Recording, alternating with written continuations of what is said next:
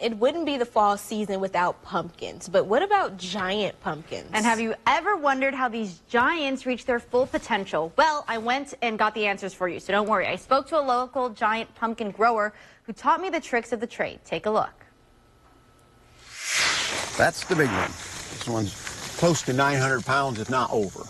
Meet Joe House, a retired farmer who took his hobby of gardening to another level. I had a small pumpkin business. I was growing lots of different types of jack-o'-lanterns and specialty pumpkins, and I happened to see a picture of the giants on, and so I decided, hey, that would be a good addition to this as a draw. That's where his fascination for growing giants was born, calling his first try at it successful.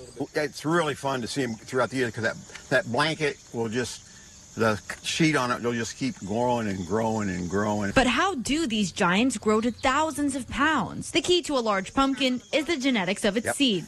1 year, one seed went for $1,000 from a world record. Probably the most I've ever paid for a seed was probably $50. They start in a greenhouse with the goal of getting them in the ground by the first 2 weeks of May. Next, it takes lots of water, more like hundreds of gallons of water a day, as a giant pumpkin growing at its peak can gain 50 pounds a day. Then putting a sheet over the pumpkin as it grows to protect it from the sun in those summer months. And some growers even create their own miracle grow for the orange giant. After that, I think there's a lot of finger crossing.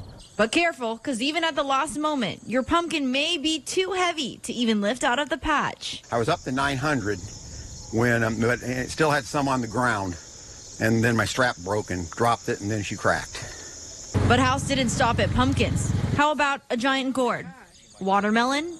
Lucky. Tomato? Sunflower?